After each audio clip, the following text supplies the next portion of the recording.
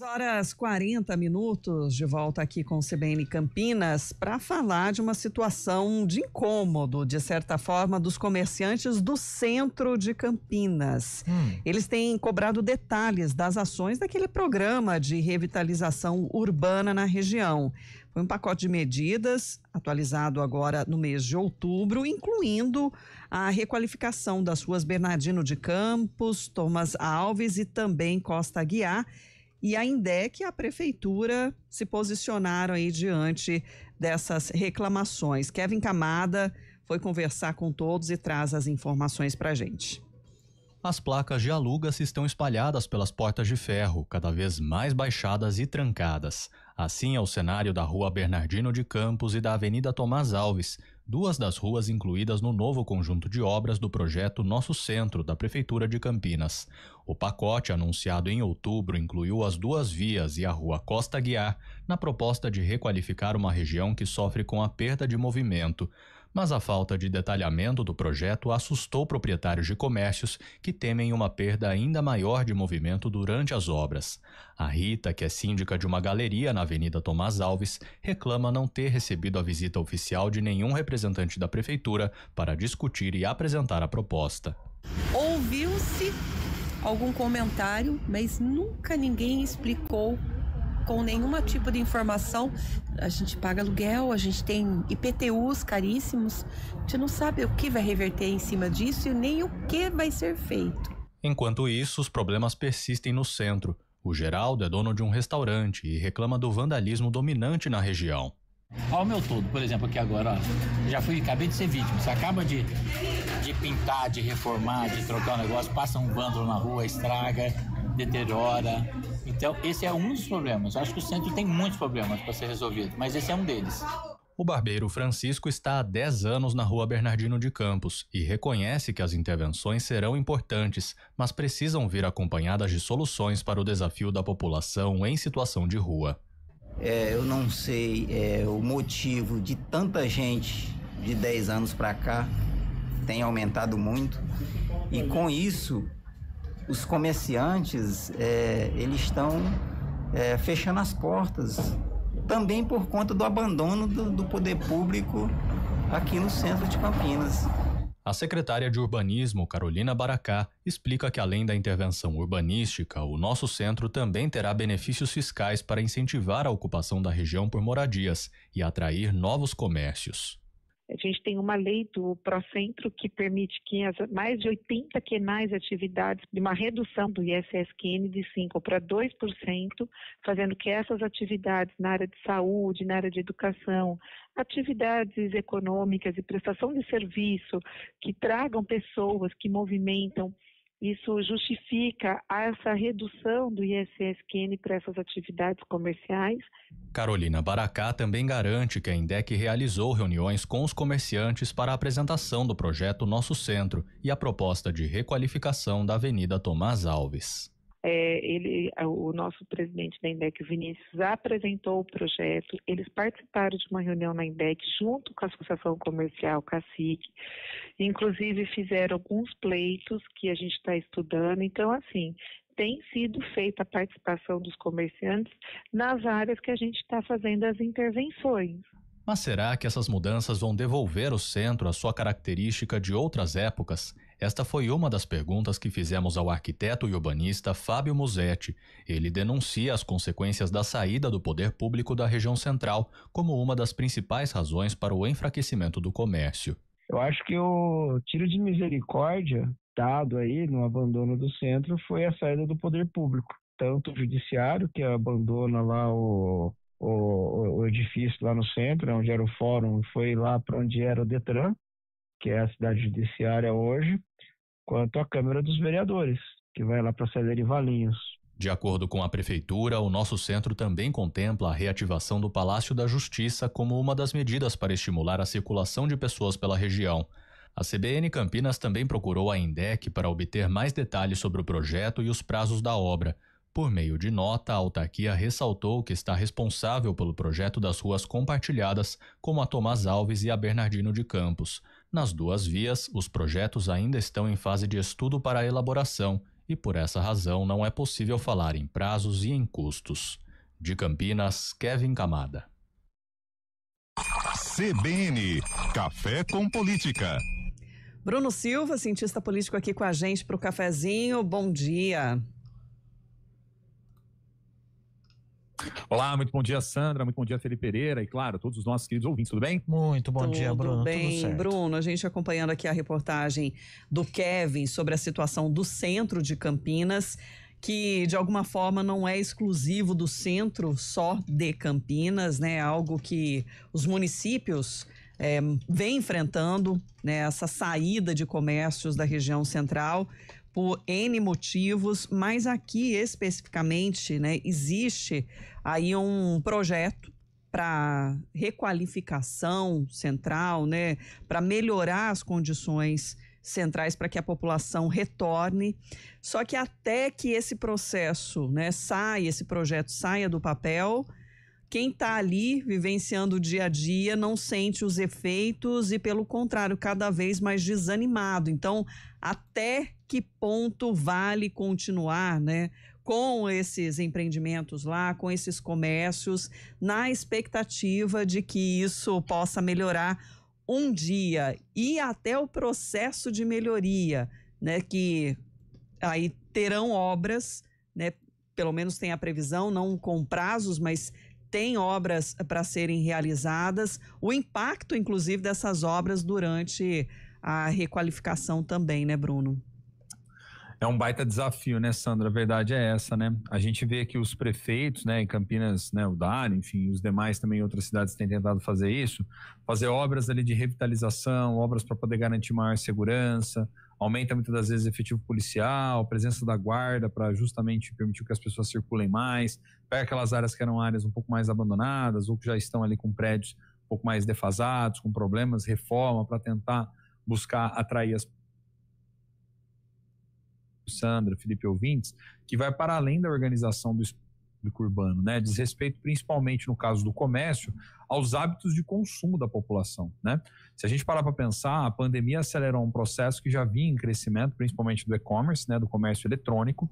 Isso se tornou hoje praticamente um elemento onde os lojistas, mesmo os lojistas locais, têm recorrido a ele também como uma alternativa para poder vender os seus produtos, atrair clientes, oferecer preços e condições mais vantajosas, porque hoje em dia as pessoas elas estão se deslocando mais, mas ao mesmo tempo elas estão também consumindo mais a partir das suas casas, dos lugares onde elas estão, em termos de comodidade, principalmente em busca de preços, né, Sandra? Então esse é um desafio que não é só de Campinas, é um desafio geral, né? Isso faz com que principalmente a lógica do comércio de rua seja extremamente desafiada. Não quer dizer que, obviamente, não dá para pensar em soluções de como atrair mais os clientes, de como conseguir, por exemplo, facilidades do tipo estacionamento, circulação só de pessoas, manter a atratividade para as lojas, mas há um desafio que é um desafio de caráter global, né? Porque muitas das vezes para o lojista poder, inclusive, conseguir concorrer frente aos valores desses produtos que são consumidos, comprados pela internet, fica demasiadamente difícil. Essa que é a grande realidade, porque o lojista tem outros tantos custos, né? Ele tem o custo de manutenção do prédio, ele tem o custo com os seus funcionários, então ele tem uma série ali de gastos que tem que estar de alguma forma embutida para que ele possa obter o seu lucro, enfim, o seu ganho a partir da atividade econômica. Então há um desafio que o poder público tem como lidar, que é garantir essa melhor infraestrutura e estimular o acesso principalmente a essas regiões mais centrais, mas há um outro que escapa muitas das vezes até das mãos dos gestores públicos, que diz respeito justamente a esses hábitos de consumo da população que tem migrado cada vez mais para esse online. Mesmo lojas que eram as grandes redes, lojas de departamentos e tal, que operavam com lojas muito grandes, né, com a disponibilidade imediata do produto, muitas dessas hoje têm mantido em algumas localidades, Sandra, Felipe ouvintes, tem mantido ali alguns produtos mais a nível de mostruário, ou só para aqueles que gostam de ver, de tocar no produto, de ver como é que ele funciona, mas a compra, a logística, a distribuição final, né, a entrega final desse produto se dá principalmente dentro dessa lógica de e-commerce. Então, isso é um mega desafio. Não tem uma solução do dia para a noite, né? Mas, obviamente, que uma coisa não anula a outra, porque antes até da questão apenas do comércio, há um direito que é um direito fundamental das pessoas, que é o direito a acessar a cidade, a acessar essas regiões, garantir uma circulação tranquila, e isso não pode, vamos dizer assim, ser perdido do horizonte por parte do poder público em termos de obras que são obras voltadas, né, à revitalização, a modernização, enfim, ao melhor deslocamento dessas pessoas e a manutenção e a zeladoria que é sempre esperada, né? Com certeza. O Teodoro mandou mensagem aqui no 991869070 falando: canso de falar isso. Saiu o fórum, saiu o Poupa Tempo, saiu a PUC, saíram cartórios. A única saída para o centro é reabitá-lo com moradias de baixo custo, convertendo edifícios comerciais cada vez mais vazios em apartamentos. Ou a retomada, né, desses serviços públicos, que é uma tentativa, né? Até com a utilização lá do Palácio da Justiça, né? Com esses serviços para poder, de alguma forma, provocar, forçar essa ida até o centro, né? O Antônio Casarini tem uma outra opinião aqui. O centro de Campinas deve ser transformado em um nicho de cultura para todas as tribos, com facilidade de acesso e estacionamento. É um ponto histórico também, né? Para as cidades. Porque é aquilo que a gente fala, né, gente? Você tem que ter soluções criativas para a coisa toda, né? Legal essa sugestão, por exemplo, de ambos os ouvintes. São modelos para serem pensados, né? Só que isso tem que ser o quê? Tem que ser fruto de um amplo debate dentro da sociedade para você poder entender como você resolve esse problema, né? Penso, por exemplo, que no caso dos serviços públicos, viu, Sandra, pode ser uma alternativa, mas que sozinha também não resolve. O que eu quero dizer? Porque hoje em dia, a maior parte dos serviços, eles também já estão dentro dessa esfera digital. O próprio Poupa Tempo, você vai lá, você registra lá, você faz a reserva do serviço, enfim, agenda o horário do que você vai fazer, você vai muito rapidamente, desloca, realiza o serviço e muitas das vezes vem embora, né? Então, assim, como você mantém a permanência? Então, por exemplo, a valorização cultural, isso é algo interessante. O Brasil explora e explora mal ainda, né? Se a gente parar para pensar, principalmente em grandes centros, essas questões associadas a valores arquitetônicos. Ah, mas é custoso, difícil, como é que faz girar? Mas, poxa, no mundo, como é que isso funciona? Quantas e quantas cidades não são justamente visitadas, cartões postais, etc., por conta do seu valor cultural, arquitetônico, né? Então, acho que tem alternativas que podem ser pensadas. Prédios, por exemplo, que são prédios que podem vir a ser destinados à moradia urbana, desde que tenham reformas, adequações, laudos, enfim, não sei como tecnicamente isso precisa ser viabilizado. Pode-se entrar como um projeto de habitação? Pode ser uma alternativa? Pode ser, só que aí também você tem que lidar com interesses econômicos, porque são áreas que, ao mesmo tempo, podem estar desvalorizadas, mas a depender do que seja feito em termos de infraestrutura, valorizem também bastante. Aí há toda a dimensão associada à especulação imobiliária. Então, são muitas variáveis que têm que ser pensadas e discutidas, e eu penso particularmente que isso não pode ser feito só com base em uma via, porque se for olhar somente para a dimensão comercial em si, como a grande saída, sozinha ela também não vai resolver o problema. Então tem que vir articulada com outras ações por parte da prefeitura, penso eu.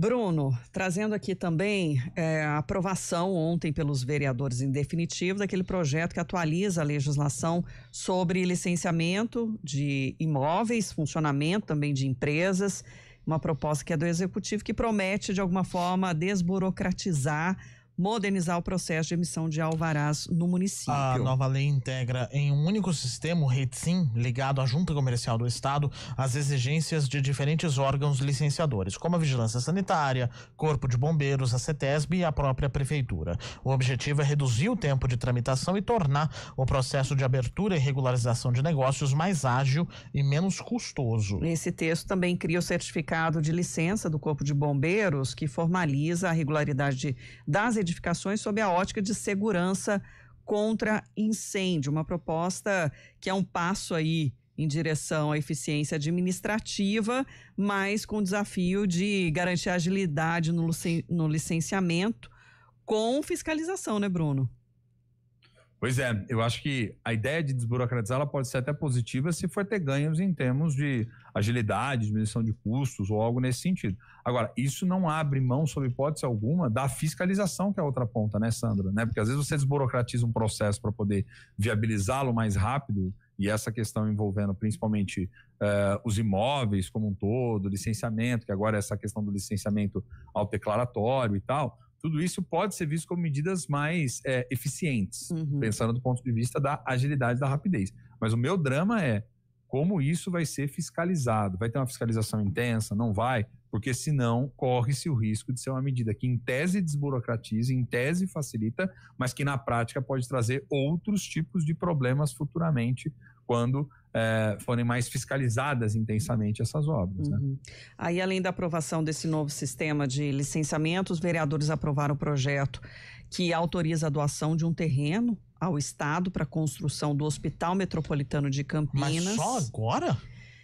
Agora, Felipe Pereira, né? Para tentar ajudar e ampliar o atendimento regional de saúde. E aí também tiveram honrarias, né?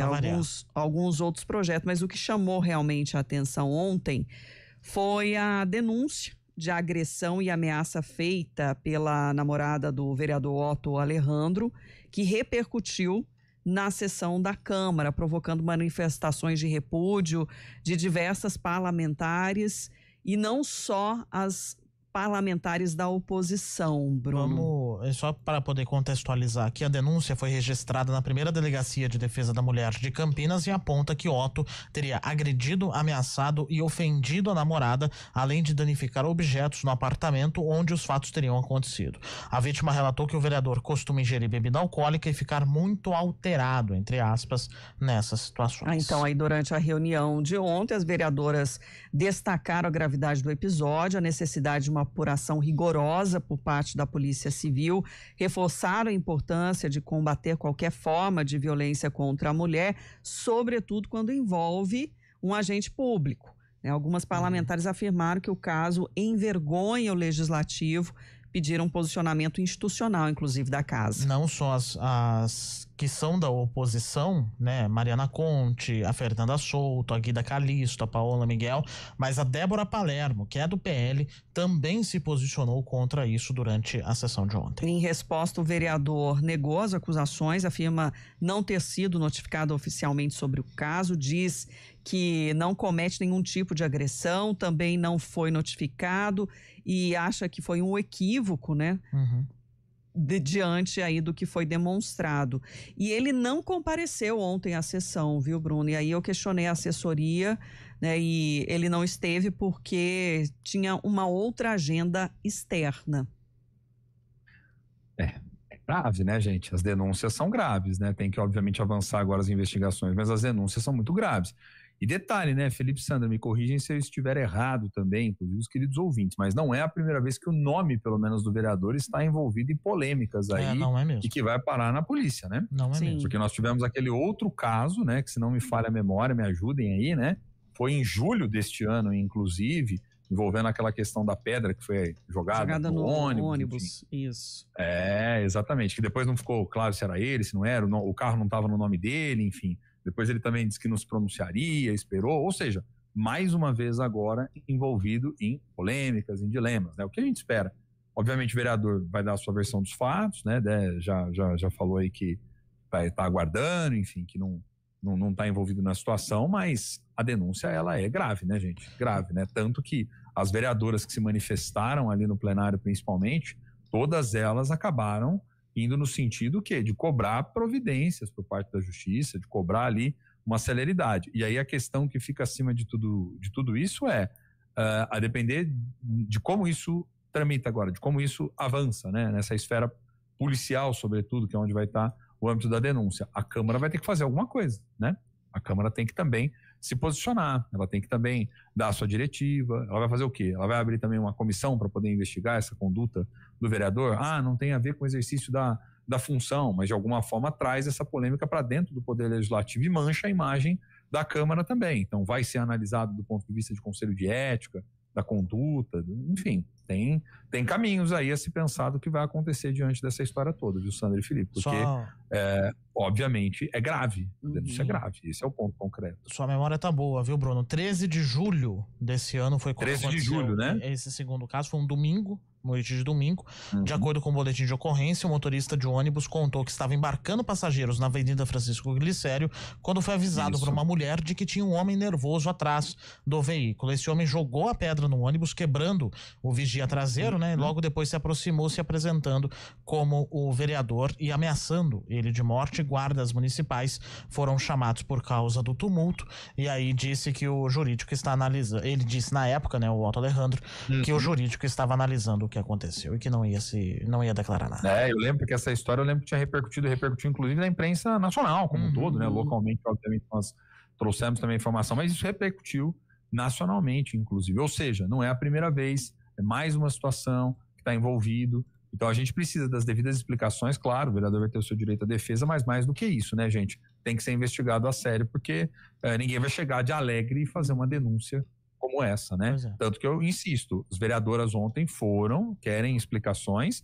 e não dá para argumentar dizendo que só a vereadora da oposição não, porque a Débora Palermo também ocupou o espaço lá e botou a boca no trombone. Porque expõe o desafio de lidar com aí as acusações de violência de gênero e dentro da esfera pública, né? Onde a responsabilidade é ética, o exemplo também pessoal, né, ganha aí um peso adicional, com certeza. Ô Sandra, e essa questão do legislativo é vital, porque se realmente aconteceu isso, foi cometimento de um crime, né, gente? E aí? O Conselho de Ética, decoro, uma série de coisas, é o que eu estou dizendo. Isso traz a imagem para dentro da Câmara justamente por se tratar do que você disse, de um ator público. Então vai ter que ter respostas também. Não condiz com o cargo, né, que exerce. Não, sob hipótese alguma, né? Para ninguém, né? Primeiro para ninguém. Ainda mais um país como o Brasil que sofre tanto com violência em relação à mulher. Ainda mais se tratando de um ator, de um agente público, né? Bruno, ficamos por aqui hoje e até sexta-feira. Combinado, gente. Um abraço forte para você, Sandra, Felipe, queridos ouvintes, né? Vamos aí acompanhando. Amanhã tem mais um cafezinho com política. Até amanhã, Bruno. Até.